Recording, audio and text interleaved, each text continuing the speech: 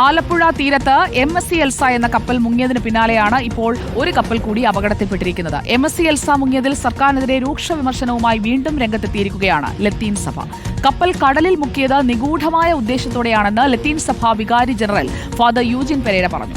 മുൻകൂട്ടി നിശ്ചയിച്ചതുപോലെയാണ് എല്ലാം നടന്നത്. MSC കമ്പനിയുമായി വിഴിഞ്ഞം തുറമുഖത്തിന് വലിയ ബന്ധമുണ്ടെന്ന് പറഞ്ഞ ചീഫ് സെക്രട്ടറി മത്സ്യത്തൊഴിലാളികളോട് മാപ്പ് പറയണം. കപ്പൽ കമ്പനിയുമായി സംസ്ഥാന സർക്കാരിനുള്ളത് അവിഹിതമായ ബന്ധമാണെന്നും ഫാദർ യൂജിൻ പെരേര റിപ്പോർട്ടറിനോട് പറഞ്ഞു. ഈ MSC കമ്പനി വിഴിഞ്ഞത്ത് നിന്ന് യാത്ര ചെയ്ത ഈ കപ്പല് കടലിൽ മുക്കാനുള്ള നിഗൂഢമായ ഉദ്ദേശത്തോടു കൂടിയാണ് കൊച്ചിയിൽ മുക്കിയത്. കാരണം 24 വർഷമായി ഈ കപ്പലോടി കപ്പലിന്റെ എല്ലാ ഊടും പാവുമൊക്കെ നഷ്ടപ്പെട്ട് നശിക്കാനിരുന്ന കപ്പലിന് കടലിൽ മുക്കിയിരിക്കുകയാണ്. ഈ MSC കമ്പനിക്കെതിരെ കേസ് ഫയൽ ചെയ്യാൻ ബാധ്യസ്ഥപ്പെട്ട നമ്മുടെ സംസ്ഥാന സർക്കാരിന്റെ ചീഫ് സെക്രട്ടറി പറയുകയാണ്, അദ്ദേഹവുമായി ഞങ്ങൾക്കൊക്കെ അവിഹിതമായ ബന്ധമുണ്ട്. എന്താണ് ഈ ബന്ധമെന്ന് പറയണം. ഈ വിഴിഞ്ഞം കണ്ടെയ്നർ ടെർമിനൽ പോർട്ട് നിർമ്മിച്ചത് MSC കമ്പനിക്ക് വേണ്ടി അല്ലല്ലോ. അരുൺ സോളമൻ ചേരുന്നു നമുക്കൊപ്പം. Good evening Arun Solomon. ഒരു കപ്പൽ അപകടത്തെ പറ്റിയുള്ള തർക്കങ്ങൾ തീരെ മുൻപേ അടുത്ത അപകടം ഉണ്ടായതിലായിരുന്നു നമ്മൾ ഇത്രയും സമയം തത്സമയം വിവരങ്ങൾ നൽകിയത്. ഇവിടെ MSC എൽസയുമായി ബന്ധപ്പെട്ട് സർക്കാരിനെതിരെ ലത്തീൻ സഭ വലിയ രീതിയിൽ ആരോപണം ഉന്നയിക്കുകയാണ്. എന്തൊക്കെയാണ് പ്രധാനമായും പറയുന്നത്? സുജയ, ഈ MSC എൽസയുമായി ബന്ധപ്പെട്ട തുടക്കം മുതൽ തന്നെ ലത്തീൻ സഭയും മത്സ്യത്തൊഴിലാളികളും വലിയ രീതിയിൽ ആക്ഷേപം ഉയർത്തിയിരുന്നു. പ്രത്യേകിച്ചും ഈ മത്സ്യത്തൊഴിലാളികൾ പ്രധാനമായി നേരിട്ട ഒരു പ്രതിസന്ധി ഈ കണ്ടെയ്നറുകൾ കടലിൽ അടിഞ്ഞതിന് പിന്നാലെ തീരത്ത് വന്നെത്തിയതിന് പിന്നാലെ മത്സ്യം വാങ്ങാത്തൊരു സ്ഥിതിയുണ്ടായി. ഇതിന് പിന്നാലെയാണ് ലത്തീൻ അതിരൂപത ഈ ജനറൽ വികാരി കൂടിയായിട്ടുള്ള ഫാദർ യൂജിൻ പെരേര രംഗത്തെത്തിയത്. ഇന്നിപ്പോൾ ഈ കേരള മത്സ്യത്തൊഴിലാളി ഫെഡറേഷന്റെ മാർച്ച് ഉദ്ഘാടനം ചെയ്യുമ്പോഴാണ് വളരെ രൂക്ഷമായിട്ട് അദ്ദേഹം പ്രതികരിക്കേണ്ടി വന്നത്.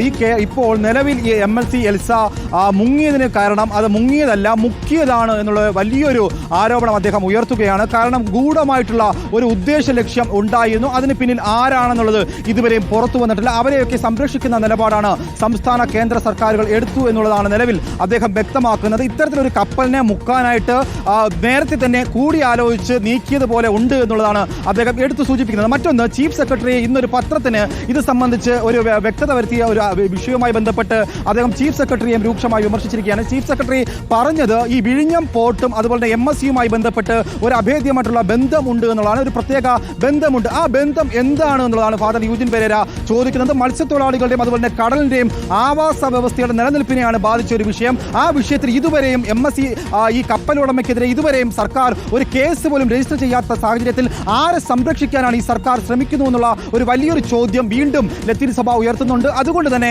സർക്കാർ ഇതിൽ നിന്ന് ഒഴിഞ്ഞു മാറാൻ പറ്റില്ല. മറ്റൊന്ന് സുജയ, ആഴ്ചകൾക്കിപ്പുറമാണ് MSC എൽസ ഒരു അപകടത്തിൽപ്പെട്ടതിന് പിന്നാലെ ആ കപ്പലിൽ എന്താണ് ഉള്ളതെന്ന് ഈ സംസ്ഥാന സർക്കാർ വ്യക്തത വരുത്തിയിരിക്കുന്നത്. ഈ കപ്പലിൽ കാൽസ്യം കാർബൈഡ് പോലുള്ള അപകടകരമായിട്ടുള്ള വസ്തുക്കൾ ഉണ്ട് എന്നതിനപ്പുറം എന്താണ് ഉള്ളതെന്ന് ആഴ്ചകൾ പിന്നാലെ പറയുന്നു. കേശനോട്ട് പോലുള്ള തേയില പോലുള്ള വസ്തുക്കൾ അതിലുണ്ടായിരുന്നു, തുണികൾ ഉണ്ടായിരുന്നു എന്നൊക്കെ പറയുമ്പോഴും അതിലിപ്പോഴും വ്യക്തത വന്നിട്ടില്ല. അതിൽ ഏറ്റവും കൂടുതൽ ദുരിതം ബാധിച്ച അല്ലെങ്കിൽ പ്രതിസന്ധിയിലായത് മത്സ്യത്തൊഴിലാളികളും അവരുടെ കുടുംബങ്ങളുമാണ്. കേവലം 1000 രൂപയും 6 കിലോ അരിയും കൊടുത്താൽ തീരുന്ന ഒരു പ്രശ്നമല്ല. ഇപ്പോഴും സുജയ എടുത്തു സൂചിപ്പിക്കേണ്ടത് 1000 രൂപയും 6 കിലോ അരിയും കേരളത്തിലെ മത്സ്യത്തൊഴിലാളികൾക്ക് കിട്ടിയിട്ടില്ല ഈ നിമിഷം വരെയും എന്നുള്ളതാണ് മറ്റൊരു കാര്യം.